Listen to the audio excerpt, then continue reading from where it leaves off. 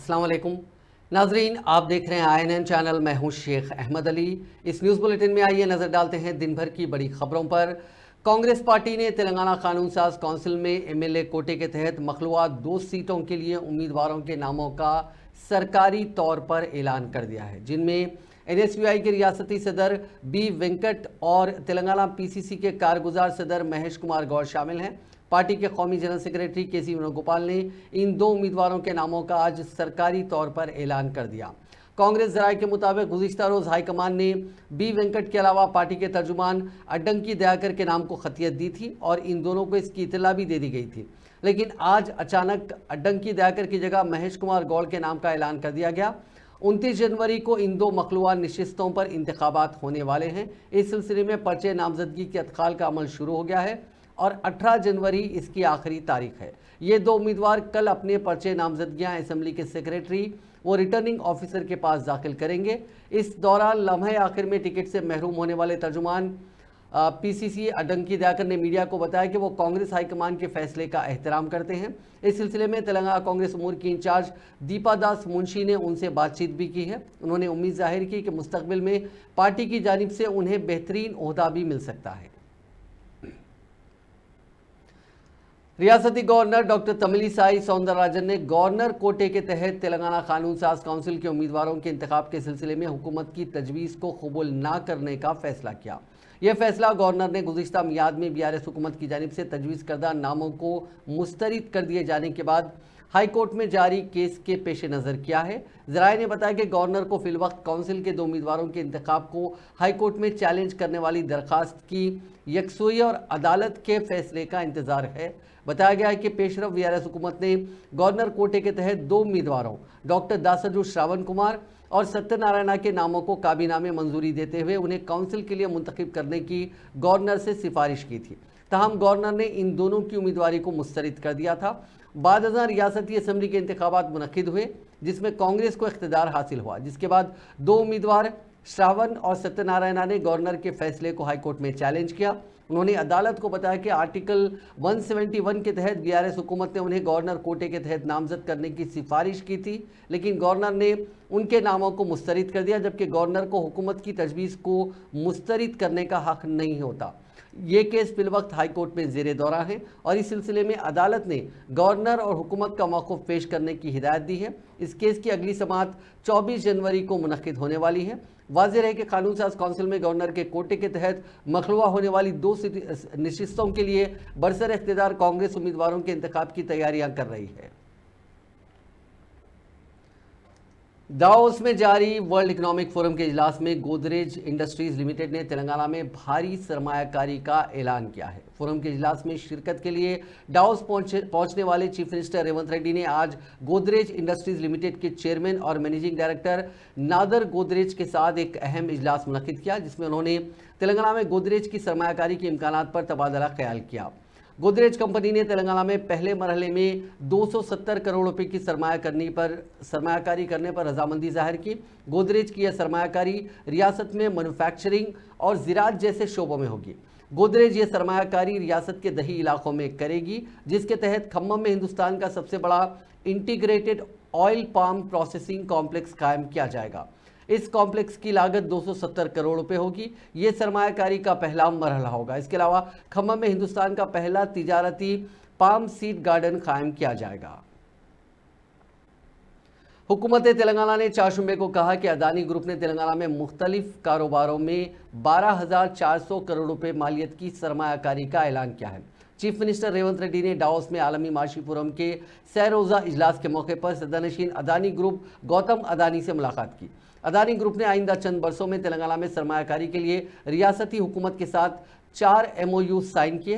हैदराबाद में जारी करदा एक सरकारी नोटिफिकेशन के मुताबिक अदानी ग्रीन एनर्जी 1350 मेगावाट के 2 पम्प्ड स्टोरेज प्रोजेक्ट्स के क़याम के लिए 5,000 करोड़ रुपए की सरमायाकारी करेगी। अदानी कॉनिक्स डेटा सेंटर चंदन वैली में डाटा सेंटर कैंपस के क़याम के लिए 5,000 करोड़ रुपए की सरमायाकारी करेगा, जबकि अंबुजा सीमेंट्स लिमिटेड की जानिब से सालाना 6 मिलियन टन की गुंजाइश का सीमेंट ग्रेनाइट यूनिट 1400 करोड़ रुपए की सरमायाकारी के साथ कायम किया जाएगा।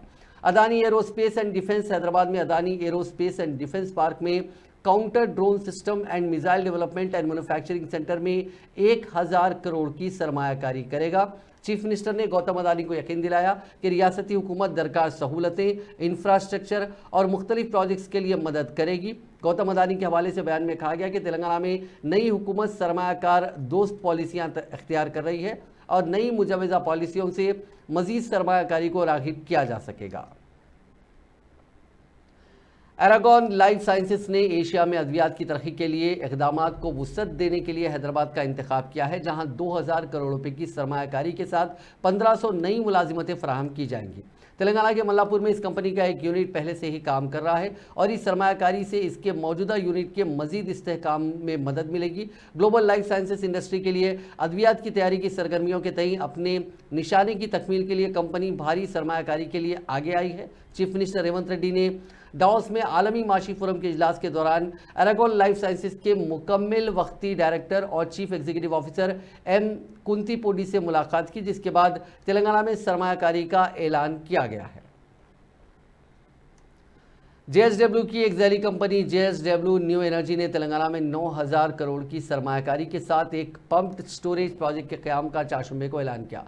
डावोस में आलमी माशी फोरम की सालाना समिट के मौके पर सदनशीन JSW ग्रुप सज्जन जिंदाल और चीफ मिनिस्टर रेवंत रेड्डी के दरमियान इस ताल्लुक से एक MOU पर दस्तखत किए गए।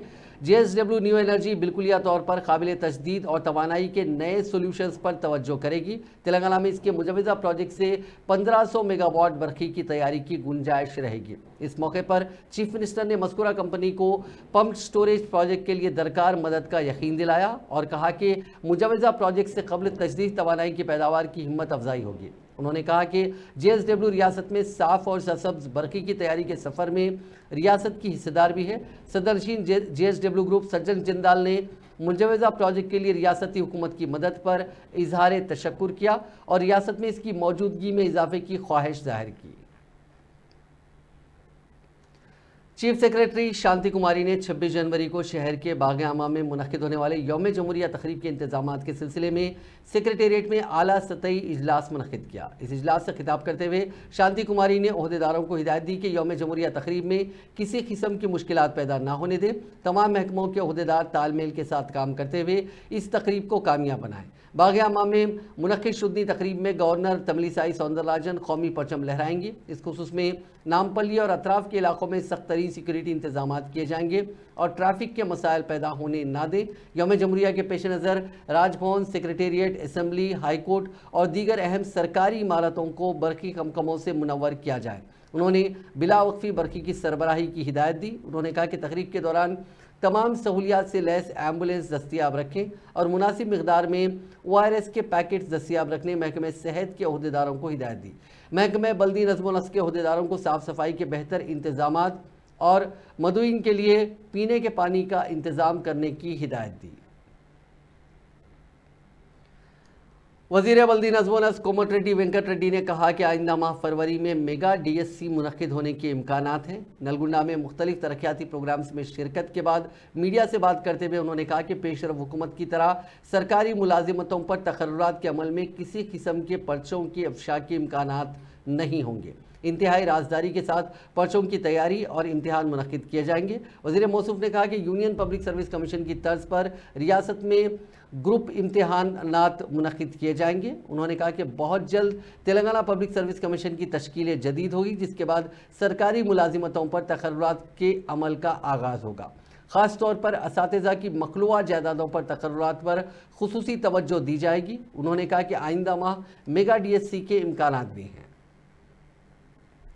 वज़ीर ट्रांसपोर्ट पूनम प्रभाकर जुमेरात यानी 18 जनवरी को ऑटो ड्राइवर्स यूनियन के नुमाइंदों के साथ बातचीत करेंगे। रियासत में कांग्रेस हुकूमत के इख्तिदार में आने के बाद अवाम को दी गई 6 ज़मानतों में एक ज़मानत ख़वातीन को RTC बसों में मुफ्त सफ़र की सहूलत की स्कीम शुरू कर दी गई थी। 9 दिसंबर से ये स्कीम रियासत भर में जारी है, जिससे रोज़ाना लाखों ख़वातीन मुफ्त में सफ़र कर रही हैं। हुकूमत के इस फैसले के खिलाफ गुज़िश्ता कई दिनों से हैदराबाद के अलावा अजला में ऑटो ड्राइवर्स की जानिब से धरने और एहतजाज किए जा रहे हैं और हुकूमत से मुतालबा किया जा रहा है कि वो मुफ्त में सफ़र की स्कीम को ख़त्म कर दे। वज़ीर ट्रांसपोर्ट पूनम प्रभाकर इस सिलसिले में ऑटो ड्राइवर्स के यूनियनों के नुमाइंदों से जुमेरात की शाम 4 बजे बातचीत करेंगे।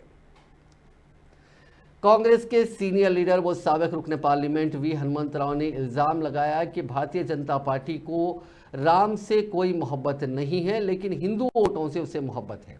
आज गांधी भवन में मीडिया से बात करते हुए हनुमंतराव ने कहा कि बीजेपी राम को सियासत में लाकर उनसे सियासी फायदा हासिल करने की कोशिश कर रही है। उन्होंने कहा कि अयोध्या में राम मंदिर सबके लिए तामीर किया गया है, लेकिन बीजेपी उसका सियासी इस्तेहसाल कर रही है।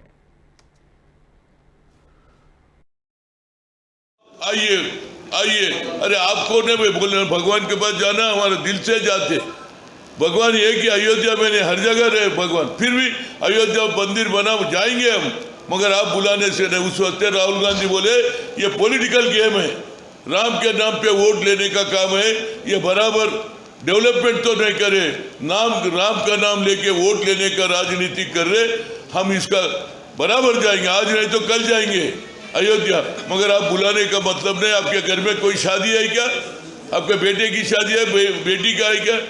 भगवान का मंदिर के वास्ते हर एक जाता, भगवान सबके पास है। जिस दिन जाना, कोई साईं बाबा जाता, कोई राम के पास जाता, बराबर जाएंगे, मगर आप बुलाने से नहीं। उसी वजह से राहुल गांधी बोल रहे ये पॉलिटिकल गेम है, ये पॉलिटिकल गेम है, डेवलपमेंट नहीं करे, मगर आप राम के नाम पे वोट लेने की आने वाले पार्लियामेंट इलेक्शन में इसका फायदा लेने का काम कर रहे। राम का नहीं है, राम को लगा के पॉलिटिकल गेम खेल रहे। उसी वजह से कांग्रेस को इनकार करे। जाने वाले बराबर जाएंगे, जिसके दिल में प्यार है, जिसके में मोहब्बत है, जिसके ऊपर रेस्पेक्ट है, भगवान को मानने वाले सभी जाते हैं। हम, मेरा नाम ही हनुमान है, मेरे से ज्यादा भक्त राम का कौन हो सकता? हम भी जाएंगे, मगर आप बोलने से नहीं जाएंगे, बराबर एक न एक दिन जाएंगे। भगवान को हम सब मानते, मगर ये पॉलिटिकल गेम है, राम के नाम पे वोट लेने का काम कर रहे, लेने का काम कर रहे, बस। Thank you. World economic forum Oxfam में एक रिपोर्ट सबमिट करे।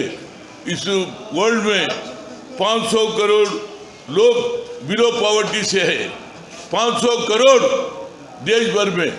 आज नरेंद्र मोदी बोलता कि हिंदुस्तान में 25 करोड़ लोग आज बिलो पॉवर्टी से ऊपर आए। बोलते कहाँ आए रे भाई? अब एक तरफ जीएसटी डालते, दूसरे तरफ पेट्रोल बढ़ा देते, डीजल बढ़ा देते, आज लोग परेशान है। ऊपर से डिमोनेटाइजेशन करके छोटा छोटा तरकारी बेचने वाले, छोटे छोटे व्यापारी लोग आज भी परेशान है। कोई गरीबी ऊपर नहीं आया। आने वाला कौन है?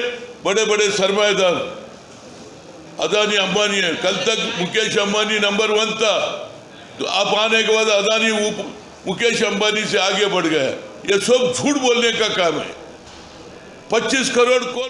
संक्रांति फेस्टिवल मनाने के बाद बिलखुसूस आंध्र प्रदेश के अपने आबाई मकामात से हैदराबाद को बड़ी तादाद में आवाम की वापसी के पेश नज़र रियासती दारुल हुकूमत जाने वाली सड़कों पर वाक़ टोल प्लाजाज पर ट्रैफिक जाम देखी गई।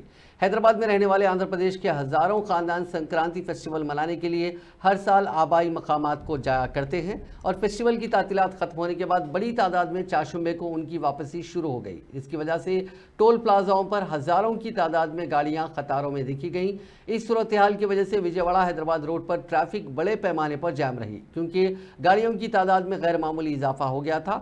मुतालिका हुक्काम ने चोटुपल मंडल में वाक़ टोल प्लाजा के 10 बूथ्स खोल दिए ताकि हैदराबाद जाने वाली गाड़ियों को सहूलत फराहम की जा सके।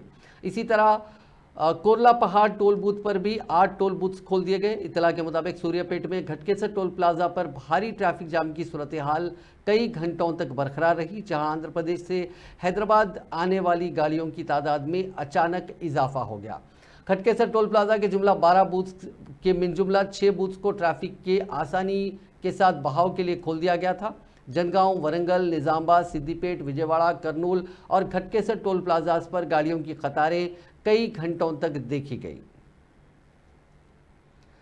तेलंगाना हाई कोर्ट में बंदलागुड़ा नागोल के रहने वाले एक खानगी मुलाजिम हरिंदर कुमार ने मफाद अम्मा के तहत एक दरख्वास्त दाखिल करते हुए तेलंगाना रोड ट्रांसपोर्ट कॉरपोरेशन की बसों में खातून मुसाफरीन बशमूल जनखों को रियासत भर में मुफ्त सफ़र की सहूलत फराहम करने से मुतालिक GOMS नंबर 47 मौरखा 8 दिसंबर 2023 को मुअत्तल करने की इस्तदा की है। दरखास्त गुजार ने कहा कि रियासती हुकूमत को उसकी बसों में ख़वातीन को मुफ्त सफ़र फराहम करने की सहूलत देने का कोई इख्तियार नहीं है, क्योंकि इससे मर्द और खातून मुसाफरीन में इम्तियाज़ होता है, जो दस्तूर हिंद की दफ़ा 15 के अमलन खिलाफ वर्जी है। दरखास्त गुजार ने अदालत को बताया कि रियासती हुकूमत ने महकमे आरटीसी की मुख्तलिफ बसों में खवातीन को मुफ्त सफ़र की सहूलत फराहम की, जबकि दूसरे मुसाफिरीन से उनकी मेहनत की कमाई टिकट्स के इवज़ हासिल की जा रही है। उन्होंने मज़ीद बताया कि मुफ्त सफ़र की सहूलत से खातून मुसाफिरीन की तादाद में भी इजाफा हो गया, जिससे दूसरे मुसाफिरीन को मुश्किलात पेश आ रही हैं और ख़वातीन गैर ज़रूरी तौर पर बसों में सफ़र कर रही हैं। दरखास्त गुजार ने अदालत को यह भी बताया कि मुखर्रना की मंजूरी के बगैर ही महकमे आरटीसी को नुकसानात की बाजपाई के लिए रुकुमात जारी करने का ऐलान किया गया। उन्होंने अदालत से इस्तदा की कि वो GOMS नंबर 47 को मुअत्तल करने का हुक्म जारी करें। मफाद आमा की दाखिल करदा इस दरखास्त में प्रिंसिपल सेक्रेटरी महकमे ट्रांसपोर्ट, सदरनशीन और managing director Telangana state road transport corporation, principal secretary वजारत road transport and highways New Delhi को भी पिटिशनर रिस्पॉन्डेंट बनाया गया है। साबिक चीफ मिनिस्टर तेलंगाना चंद्रशेखर राव छड़ी के सहारे चल रहे हैं। कूल्हे की हड्डी की सर्जरी और सेहतियाब होने के बाद वो वॉकिंग स्टिक की मदद से चल रहे हैं। वाज़ेह है कि KCR चंद दिन कबल अपनी क़यामगाह में तवाज़ुन खो जाने की वजह से फिसल कर गिर पड़े थे और उन्हें चोट आई थी, जिसके बाद उन्हें हैदराबाद के यशोदा हॉस्पिटल में शरीक किया गया था। डॉक्टर्स ने उनके कूल्हे की हड्डी की एक कामयाब सर्जरी की थी। ऑपरेशन के बाद उन्हें हॉस्पिटल से घर जाने की इजाज़त दे दी गई। वो इस वक्त अपने घर वाक़े बंजारा हिल्स में ही आराम कर रहे हैं। आज वॉकिंग स्टिक की मदद से उनके चलने का वीडियो मीडिया के लिए जारी किया गया। BRS के कारगुजार सदर KT रामाराव ने कहा है कि 2 मियाद के दौरान पार्लियामेंट में BRS के अरकान ने 4754 सवालात उठाए थे। ये तमाम सवालात तेलंगाना के हुकूक़ और रियासत के अवाम के मफादात से मुताल्लिक़ थे। उन्होंने कहा कि आने वाले लोकसभा इंतखाबात में BRS के ज़्यादा से ज़्यादा अरकान पार्लियामेंट की कामयाबी से ही तेलंगाना के मफादात का तहफ़्फ़ुज़ हो सकता है। रियासत के मफादात का तहफ़्फ़ुज़ सिर्फ BRS से ही मुमकिन है, BJP और कांग्रेस से मुमकिन नहीं है। सोशल मीडिया प्लेटफॉर्म X पर KTR ने एक ट्वीट करते हुए बताया कि 16वीं और 17वीं लोकसभा में BRS के अरकान पार्लियामेंट ने तेलंगाना के हुकूक़ को हासिल करने और आवाम के मफादात के तहफ़्फ़ुज़ के लिए मरकज़ की BJP हुकूमत पर अपना दबाव बरकरार रखा था। इस सिलसिले में BRS के अरकान पार्लियामेंट ने 2 मियाद के दौरान लोकसभा में 4754 सवालात उठाए थे। इसके बरक्स कांग्रेस के अरकान पार्लियामेंट ने इन 2 मियादों में तेलंगाना के ताल्लुक से 1271 और BJP ने सिर्फ 190 सवालात किए थे। BRS के कारगुजार सदर ने कहा कि 2014 में तेलंगाना रियासत को हासिल करने के बाद पार्लियामेंट में BRS ही तेलंगाना की वाहिद आवाज़ थी। आने वाले इंतखाबात के बाद 2024 में भी BRS ही पार्लियामेंट में तेलंगाना की आवाज़ बनकर रहेगी। माजी, हाल और मुस्तकबिल कभी भी तेलंगाना की आवाज़, तेलंगाना की ताकत, तेलंगाना की फ़ौज हम ही रहेंगे। साबिक वज़ीर व रुकन असम्बली हरीश राव ने कहा कि असम्बली नताइज से मायूस होने की ज़रूरत नहीं है और कारकुनों को इसी जज्बे के साथ आगे बढ़ना चाहिए। नागर कर्नूल के कायदीन के साथ TRS पार्टी दफ्तर में मुनक़िद इजलास से खिताब करते हुए हरीश राव ने कहा कि हम तेलंगाना की तहरीक के जहदकारों में से हैं। इस मौके पर पार्लियामेंट में कामयाबी ज़रूरी है। ఎవరో నాకు మాట్లాడారు ఆనంగా వచ్చిన నేను అసలు ఎంత అద్భుతంగా వనపర్తి పట్టణం మారింది, ఎంత చక్కగా వనపర్తి డెవలప్ అయింది, అసలు ఆ ప్రజలు ఎట్లా మిస్ అయినరు అని చెప్పి ఒక జర్నలిస్ట్ ఎడిటర్ ఒక ఆయన అటు నుంచి వచ్చినా అని చెప్పి నాతో మాట్లాడుతూ చెప్తుండే. మనం అనుకున్నాం ఆ మర్రన్న ఓడిపోతాడని కలలో కూడా మనం అనుకోలే. ఇక అట్లా కొల్లాపూర్ కానీ మన అచ్చంపేట కానీ మనం ఎప్పుడు కూడా కల్వకుర్తి కానీ మహబూబ్ నగర్ టౌన్ కానీ సీనన్నది కానీ ఎప్పుడూ అనుకోలే. కానీ దురదృష్టం కొన్ని జరిగినాయి. సో దాన్ని మరి బాధపడాల్సిన అవసరం లేదు. ప్రజలు కూడా ఇప్పుడు ఆలోచనలో పడ్డారు. అంటే మనము అయ్యో మనం 5 ఎమ్మెల్యేలు గెలవలేదు, 2 గెలిచినాం, మరి ఎంపీ ఎట్లా గెలిచుడు అనేటువంటి ఆలోచన మనం పెట్టుకోవాల్సిన అవసరం లేదు. పోయినసారి మీరు చూసిండ్రు మన కరీంనగర్లో 7 ఎమ్మెల్యేలు మనమే గెలిచినాం, కానీ ఎంపీ ఓడిపోయినామా లేదా? అట్లే ఖమ్మంలో ఒక్కటే ఎమ్మెల్యే మనం గెలిచినాం, మన అజయ్ గారు ఎమ్మెల్యే గారు గెలిచిండ్రు. మిగతా 6 అసెంబ్లీలు కాంగ్రెస్ పార్టీ గెలిచింది. కానీ ఎంపీ ఎన్నికల్లో నామా నాగేశ్వరరావు గారు 2 లక్షల మెజార్టీతో అద్భుతమైనటువంటి విజయాన్ని ఖమ్మంలో మనం గెలిచినాం. సో ప్రజల్లో కూడా ఇప్పుడు చర్చ స్టార్ట్ అయింది. మనం కూడా అందరం టీం వర్క్ చేయాలి. నేను నాయకులతో కూడా మీతో కూడా కోరేది ఏంటంటే మనసులో ఏదైనా ఉంటే మాట్లాడుకుందాం, కరెక్షన్స్ ఉంటే చేసుకుందాం, మంచిగా కలిసి పనిచేద్దాం. పార్టీ కూడా ఒక తల్లి లాంటిది. ఈ తల్లిని మనం నిలబెట్టుకోవాలి, మన తల్లిని మనం గౌరవంగా కాపాడుకోవాల్సినటువంటి బాధ్యత మన మీద ఉంది. సో పార్లమెంట్ ఎన్నికలు కూడా ఈక్వల్లీ మీకు ఇంపార్టెంట్. ఇప్పుడు మా అచ్చంపేట ఉంది, కల్వకుర్తి ఉంది, నాగర్ కర్నూలు ఉంది, అక్కడ ఇలా ప్రోటోకాల్లో మీకు ఒక ఎంపీ ఉన్నాడు అనుకోండి, డెఫినెట్గా ఒక ఆర్డీఓని పిలిచి మాట్లాడతాడు, ఒక డిఎస్పీని పిలిచి మాట్లాడతాడు, ఒక ఎంఆర్ఓని పిలిచి మాట్లాడగలిగే మీకు ఒక ప్రోటోకాల్ దొరుకుతుంది. అటు ఎమ్మెల్యే గారు లేక ఎంపీ గారు లేదనుకో మనకు ఒక ప్రోటోకాల్ ఉంటుందా, పెద్ద దిక్కు ఉంటుందా? అందువల్ల మనం అందరం పట్టుదలతోని కసితోని ఖచ్చితంగా మా ఎంపీ మాకు ఉండాలి, మాకు ఒక ప్రజాప్రతినిధి, మాకు ఎమ్మెల్యే మిస్ అయినా ఎంపీ 22 जनवरी को अयोध्या में राम मंदिर का इफ्तिताह अमल में लाए जाने वाला है। इस सिलसिले में बीजेपी के कायदीन मुख्तलिफ मंदिरों में जाकर पूजा कर रहे हैं। आज तेलंगाना बीजेपी के सदर व मरकजी वजीर किशन रेड्डी ने श्री कनका दुर्गा नागलक्ष्मी टेम्पल जो कि बशीरबाग में वाक़ है वहाँ सफाई में हिस्सा लिया।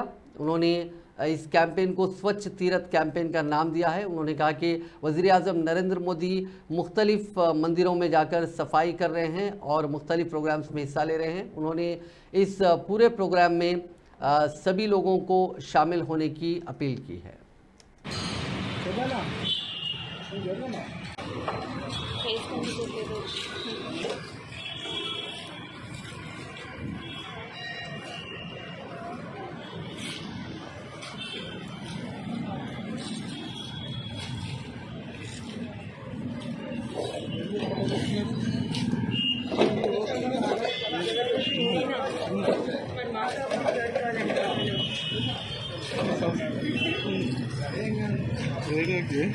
మీరు వినేది మాత్రం వింటారు.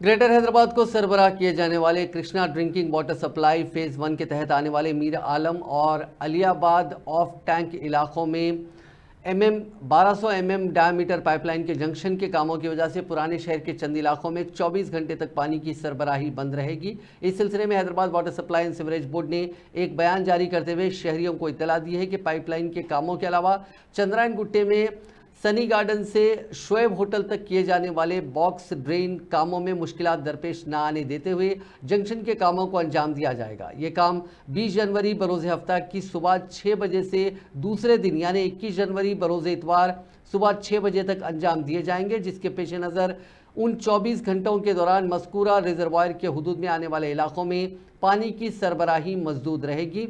जिन इलाकों में पानी की सरबराही मजदूद रहेगी उनमें मिसरीगंज, बहादुरपुरा, किशनबाग, जहानुमा, मुगलपुरा, दारुशिफा, सुल्तान शाही, पत्थरगट्टी, अलजुबैल कॉलोनी के अलावा अलियाबाद, गौलीपुरा, तालाबकट्टा और रियासत नगर शामिल है। तेलंगाना गवर्नर डॉक्टर तमिलिसाई सौंदरराजन का ट्विटर अकाउंट हैक कर लिया गया है। राजभवन के अहदेदारों ने इस ताल्लुक से साइबर क्राइम पुलिस स्टेशन से शिकायत की है। जराये के मुताबिक उनके सोशल मीडिया अकाउंट को हैक करते हुए गैर ज़रूरी पोस्ट किए गए। साइबर क्राइम ने फौरी केस दर्ज करके छानबीन शुरू कर दी। वाज़ेह है कि हाल ही में रियासती वजीर दामोदर राज नरसिम्हा के फेसबुक अकाउंट को भी हैक किया गया था। मौलाना सैयद शाह मज़हर हुसैनी साबरी का मंगल की रात देर गए इंतकाल हो गया। उनकी उम्र 80 बरस थी। मौलाना सैयद शाह मज़हर हुसैनी साबरी मुशीर आला आलमी कुल हिंद जमीयतुल मशाइख के अलावा दीगर कई मजहबी तंजीमों और फराही इदारों से वाबस्ता रहे। वो शहर हैदराबाद की सरकर्दा इल्मी शख्सियतों में शुमार किए जाते थे। नमाज जनाजा मस्जिद गौसिया फरहत नगर डबीरपुरा में आज बाद नमाज ज़ोहर अदा की गई। तदफीन खानकाह साबरी फरहत नगर में अमल में आई। महकमे मौसमियात ने चारशंबे को पेशकयासी की है कि आइंदा 24 घंटों के दौरान अजला हैदराबाद, आदिलाबाद, कुमरम भीम, आसिफाबाद, मंचरियाल, निर्मल, यादद्री, भोनगिर, रंगारेड्डी, मेडचल, मलकाजगिरी, विखाराबाद, संगारेड्डी और मेदक में कोहर की सूरत हाल का इम्कान है। यहाँ जारी करदा यौमिया मौसमी रिपोर्ट में कहा गया कि आइंदा 7 दिन के दौरान रियासत में मौसम खुश्क रह सकता है। गुज़िश्ता 24 घंटों के दौरान तेलंगाना में मौसम खुश्क रहा। मंगल और चारशंबे के दरमियानी शब ज़िले रंगारेड्डी के राजेंद्र नगर में अक़ल तरीन दर्जे हरारत 15 डिग्री सेल्सियस दर्ज किया गया। बोधन के बीआरएस के साबिक़ रुकन असम्बली आमिर शकील के खिलाफ हैदराबाद की पंजागुट्टा पुलिस ने केस दर्ज किया है। प्रजा भवन के पास उनके फर्जन की गाड़ी के हादसे के मामले में ये मुकदमा दर्ज किया गया। ज़राए के मुताबिक पुलिस ने उस एफआईआर में आमिर शकील का नाम भी शामिल किया है। साबिक़ रुकन असम्बली पर इस हादसे के मामले में अपने बेटे को बचाने की कोशिश का इल्ज़ाम है। ताहाल 10 अफराद के खिलाफ केस बुक किया गया है, जबकि 3 की गिरफ्तारी अमल में आई है। गुज़िश्ता माह पुलिस ने आमिर शकील के बेटे साहिल पर सड़क हादसे का केस दर्ज किया था, जबकि चंद दिन कबल आमिर शकील के फर्जन हाई कोर्ट से रुजू होते हुए उनके खिलाफ दर्ज एफआईआर को कलअदम करार देने की दरख्वास्त की थी। उनका कहना था कि इस मुकदमे में उन्हें माखूज किया गया है। एक शौहर ने अपनी बीवी का सर तन से जुदा कर दिया। विजय नामी शख्स की शादी 40 साल पुष्पावती से हुई थी। ये जोड़ा JNU RM colony Abdullapurmet में मुकीम था। शौहर अपनी बीवी के किरदार पर शक किया करता था।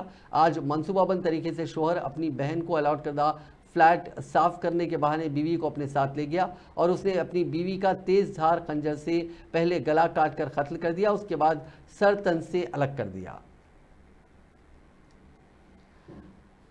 काटेधन के नेताजी नगर इलाके में एक ड्रम्स की कंपनी में शदीद आतिशज़दगी का वाक़या पेश आया। करीब 2 घंटों की मशक्क़त के बाद इस आग पर काबू पाया गया।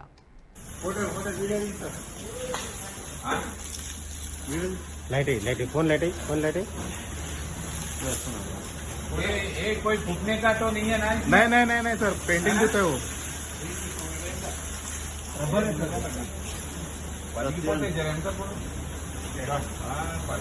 फका जा रहा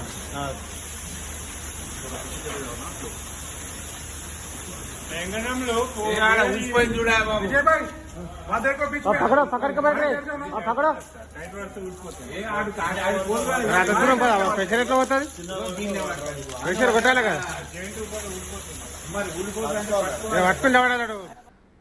कांग्रेस कायद राहुल गांधी की भारत जोड़ो न्याय यात्रा मणिपुर में जारी है। आज इस यात्रा का 3रा दिन है। राहुल गांधी ने इस मौके पर बीजेपी हुकूमत को शदीद तनकीद का निशाना बनाया।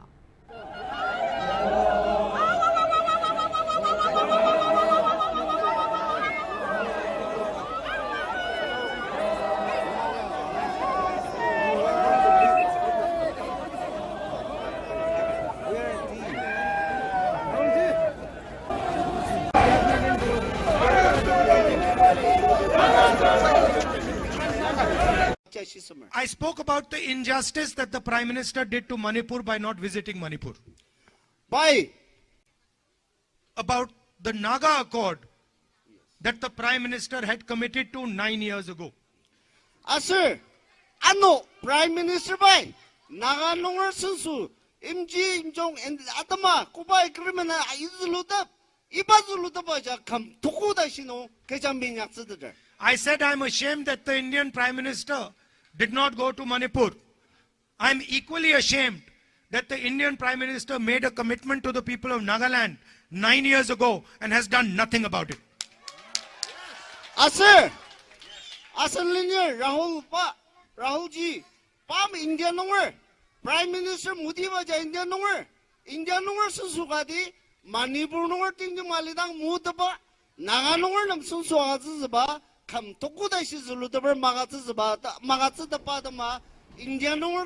नाजरीन, इस न्यूज़ बुलेटिन में बस इतना ही। आप देखते रहिए INN चैनल।